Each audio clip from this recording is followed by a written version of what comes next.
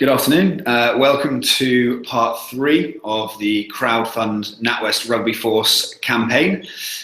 Today we are talking about running your project. So this is all the things you need to be doing to make the most out of your project once it's live, get lots of people onto the page, get people pledging, and make it a success. Before we get started, I just want to mention I've obviously sent out a couple of emails this week to all of you about getting your projects added, updating your projects, getting all the information you need to on there, ready to get them live. Ideally, we'd have all of your projects live by the end of the first week of May, so in a couple of weeks' time. That'll give you plenty of time to then run your project for about 4 weeks, and then give you a good couple of weeks out the end of that to obviously make sure you've collected all the funds and get everything ready for your NatWest RugbyForce weekend, which is the last weekend in June, 24th, 25th. So ideally, off the back of this, you should all be looking to really get your projects in a position to go live within the next couple of weeks, give you plenty of time to then run it and collect all the funds you need and get cracking with your RugbyForce weekend. So to get started with then, as I said, today we are talking about running your project. So this is getting your projects live, promoting them, getting loads of people onto your page and getting people pledging. So quickly just going to recap what we've looked at over the last month or so. For those of you that have seen the previous webinars and looked at the PDF packs, hopefully all this stuff is not new stuff. You've been doing this. If not, if you haven't seen those, please do log on to the full program page that I've sent links out to, where you can look at all of the previous webinars and have a look at those PDF packs. I will say also, there's a really good PDF pack, part 3 of that 3-part pack that runs alongside this webinar. So if you haven't had a chance to look at that, please do. It's got loads of useful information in it. So we looked at planning your project. That was putting a plan in place, starting right at the beginning. Who's going to do what? When are you going to do things by? How much do you need to raise? All of that sort of stuff. Those skills. Who's going to be in your team? What are you good at? What are other people good at? Bringing those people together to help out with your project. And then your crowd. Who is in your crowd? Who's going to back your project? And that's really important, actually. We're going to talk a lot more about that in this session, because obviously now it's about how do you actually reach out to those people and engage them and get them onto your project. Then in the second webinar, we spoke about creating the project. So this is putting your project pages together, which a lot of you have done now, which is great. Some of you have got a little bit of work still to go, and some of you haven't actually added your projects yet. So it'd be great if you could all start doing that as soon as possible and start bringing all of this information together.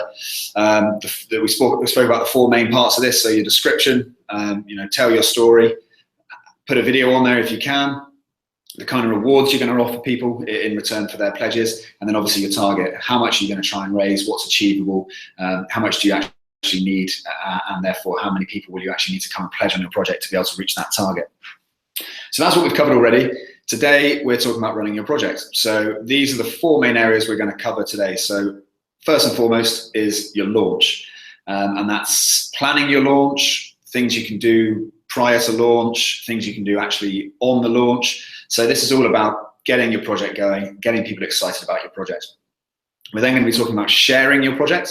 So obviously this is really important. You need to tell your friends, your family, your colleagues about the project. You need them to come and pledge, and then you need them to tell everybody and really get the word out that way. So it's about sharing your project with your crowd, with your network. Next is about connecting. So this is then helping, to get it out to a wider audience, and how are you going to speak to those people? How are you going to speak to your network? What are you going to use? What are the different avenues you're going to use? Social media, email, picking up the phone, and we're going to talk about some of the good things you can do to generate interest in your project. And then finally, update. So keeping your backers in the loop. So people who have pledged on your project, people who are supporting your project, it's really important to keep them in the loop, and we're going to talk a little bit more about some good things you can do there. So to get started, we are going to talk, we're going to come back to something we spoke about right at the start, which is all about your network. So this is your crowd. These are the people that you know. These are the people that are going to be interested in your project, and these are the people you're going to be targeting and promoting your project to get them to pledge on it. Hopefully by now you've all done a bit of a brainstorm, a bit of a network map. So you've mapped out your network. You've written down on a big piece of paper all the people you know, all the groups of people that you know that are going to be interested in your project. Now what a really good thing to do is take that information and put it into a little bit of a diagram like what you see here on the screen. put people into rings, almost like a bit of an onion diagram, working out from the middle with the people that are closest to you in the middle, the people that you can reach out to really easily, and moving further and further and further away until you're, the furthest rings are, people you don't even know, people that you haven't even reached, that you won't be reaching out to yourself. Maybe these are people that that will be seeing something in the press or a blog or something like that. So you're talking about going right from the middle all the way out to the widest parts of your network. And then what's a really good thing to do is draw a line from the middle outwards, and whenever you hit one of those rings, that is a time that you need to interact with somebody. And you can actually put together a really useful little marketing timeline of when you want to actually reach out to these different groups of people. And a good way of thinking about it is ask yourself who, what, when, and how. So who am I going to reach out to? What am I going to say to them? What am I going to present to them? What information am I going to give them? When am I going to do that? And how am I going to do it?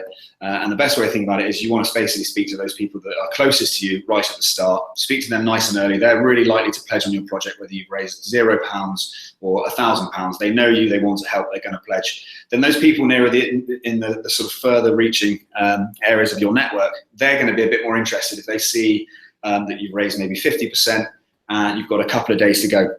You don't want to be talking to them right at the start, but you want to be talking to them right at the end, because that's when they're going to get interested. So ask yourself who, what, when, and how, and that will give you a really good idea of putting together a bit of a marketing timeline, a bit of a plan for how you're going to promote your project. And another key thing is just be personal and be direct. People don't like to be spammed. People don't like to feel like they're getting a message that 1,000 other people have got. Speak to people directly. Try and as much as you can be personal to people and actually speak to people personally. Obviously that can take a bit of time, but it will pay dividends if you're able to actually put that time in and pick up the phone, email people, and be really personal and direct about it. So once you've got all that stuff planned out, once you've done a bit of an onion diagram and you've thought about your network and you've put a bit of a plan together and you're now ready to start promoting your project, it's time to start talking about your launch. So first and foremost is you need to choose a day. When are you going to launch your project? You don't want to just say, we'll launch it as soon as it's ready. You want to put a date in the diary, start telling everybody about it. Firstly, tell everybody in your team about it, so everybody knows that's the day you're working towards. Give yourself a deadline to get all of this stuff done, ready to go, and start talking about that date. It's a really good thing to do, like a virtual event on Facebook. Obviously, even if there is no actual event in place, just to let people know, start sharing that information out, let people know that this is when your project's going live. Start generating a bit of a buzz about it. Start talking to people, start talking to people in your clubhouse, actually start generating some real interest about this is when this project's going live, be ready for this. A couple of other really useful things to think about on here: image gallery. It's really good to have a good bank of lots of images. So, in this case, it's your club, people playing, team images, that sort of thing. Have loads of them ready, really good quality images, and have them at the ready for the duration of your project. It's really good to be really visual with when you promote your project. So make sure you've got lots of images ready to go. That's something that's really good to do before you actually launch the project. Finally, review that plan. So that's what we spoke about a minute ago. You've got that marketing timeline in place. You've got a bit of a marketing plan. You know what you're doing on day number 2, day number 4, day number 6. You know who you're going to speak to and how you're going to do it at any given time. Just review that. Make sure it all makes sense. Make sure everybody's on the same page. And then you can be really confident that you're going into this with a plan and you know what you're going to do. The next little bit then here is getting off to a really good start. It's so important to get off to a flying start. The longer your project stays on £0 raised, the harder it's going to get off of that and really get some momentum. Have 10 people lined up ready to pledge as soon as your project goes live. They can be your friends, your family, the closest people in your network. Speak to them, let them know it's going live at this time. And as soon as it goes live, give them a quick phone call, pop them a text, let them know that the project's live and you need their pledge. If you can get 10 on there in the first couple of minutes, then that's going to really just help to pick up momentum, straight away and make your project look like it's obviously got off to a really good start. So that's really important. Pick up the phone. In the early stages, you don't want to be reaching out to a large number of people. It's all about speaking to those people close to you. So pick up the phone. Spend the first couple of hours just on the phone to as many people as you can. Get people interested, get them involved, get them pledging, and then get them telling their friends about it. A launch party is another really good thing to do if you've got the time to do it. At a rugby club, I know it's coming towards the end of the season, but that could tie in well with end of season stuff. The weather's getting better. put together a little bit of an event, a bit of a launch party, get people down to the club, get people talking about it, maybe have a few laptops open so people can actually pledge there and then. There's nothing better than having a big screen and seeing your pledges going up and up with people actually in the room. Really inspires other people to get involved. Everyone wants to be part of it. So that's a really good thing to do if you're able to do it. So lastly then, we're just going to go through a few really good things you can do to actually promote your projects. And this is where you're going to want to look at this, the PDF pack that we've got.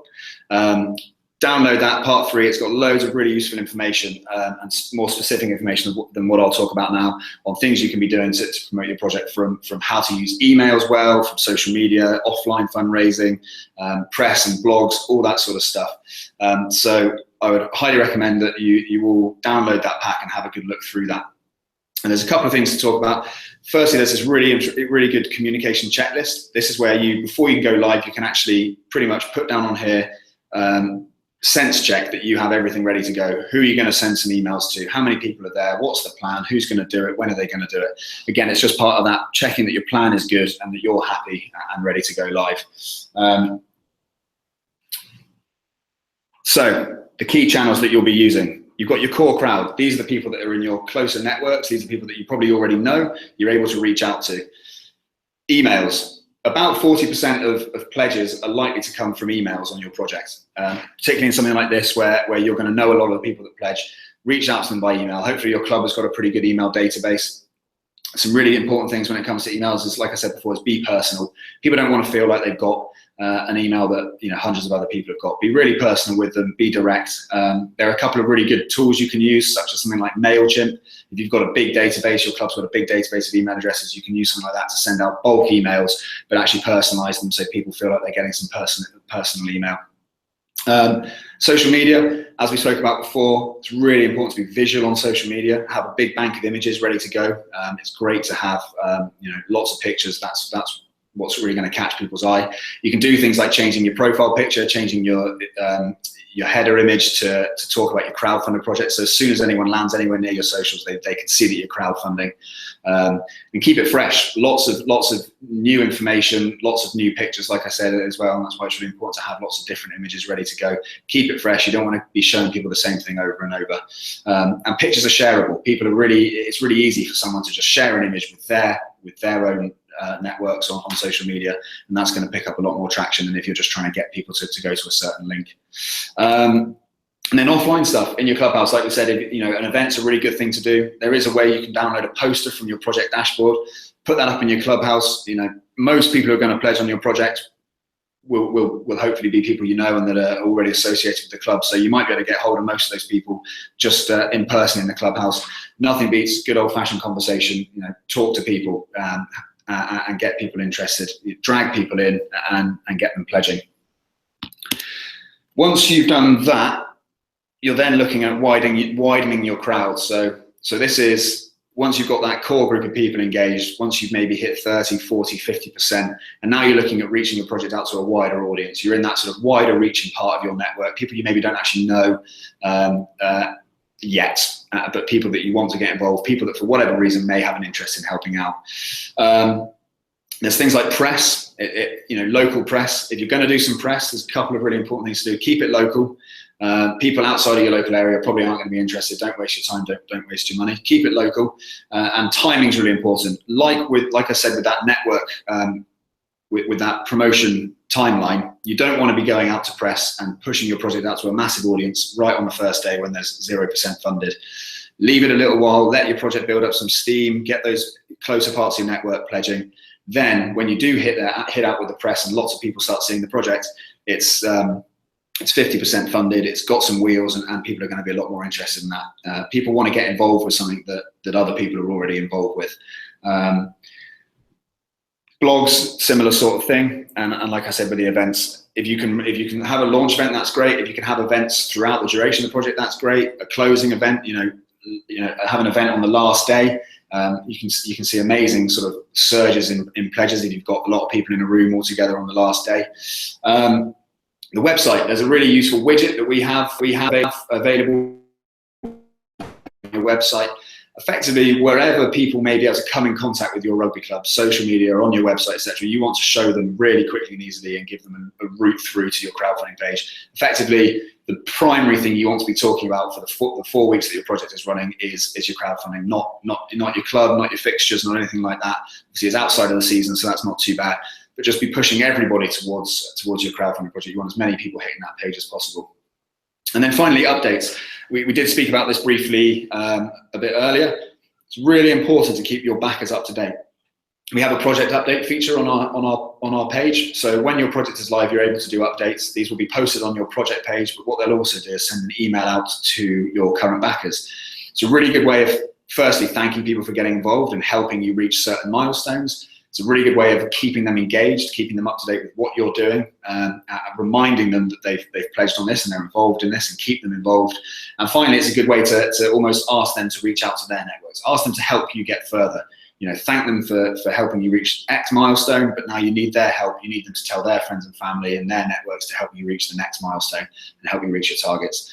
So project updates, really important thing to do. You can be doing them every few days when your project's live, and then in the last week, you can almost be doing them every single day. Bit of a countdown, really generate some interest and a buzz, and keep those people interested and keep them engaged in what you're doing.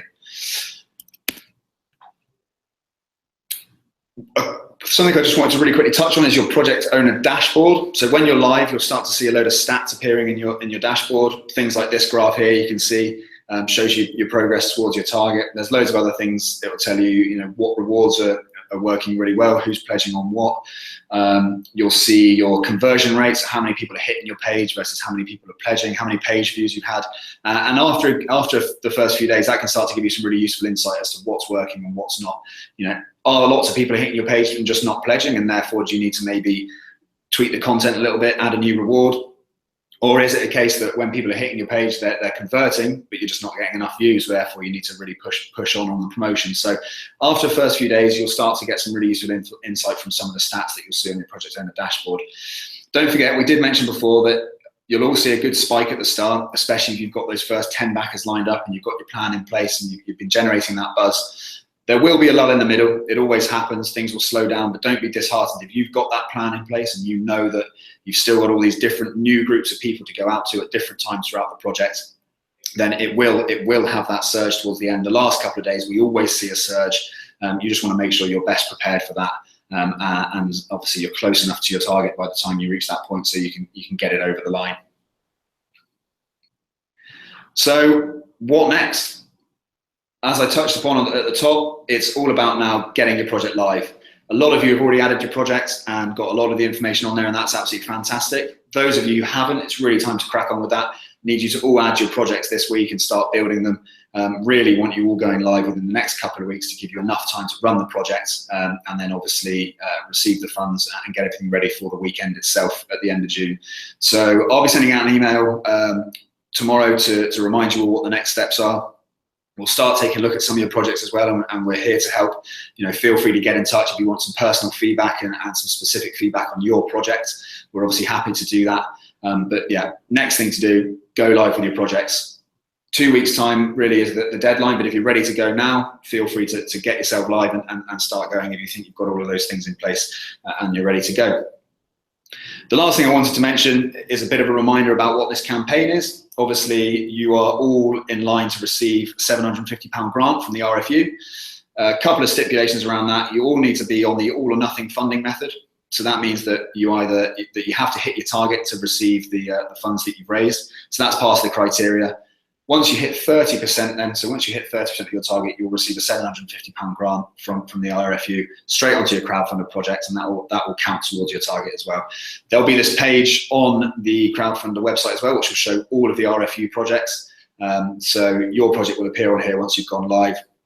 And like I say, once you hit that 30% mark, as long as you're all or nothing, you'll get that £750 grant from the RFU. So finally, what's happening next? We've got a Q&A surgery session next week. So hopefully a lot of you will be live by this point. If you're not to worry. Hopefully you'll almost be ready to go live. This will be a little bit of a session where you're able to interact on the webinar, ask questions. We'll be here to field those questions. So come to that session with absolutely any questions you've got. And obviously, as I said as well, feel free to email me directly if you have any questions or if you want any personal feedback on your particular project. I'll be sending out an email again tomorrow to remind you what the next steps are, but ultimately now it's all about going live, getting your project live, promoting it, getting people on that page and getting people to pledge. And like I said, please all download the PDF pack, really useful, lots of extra information in there.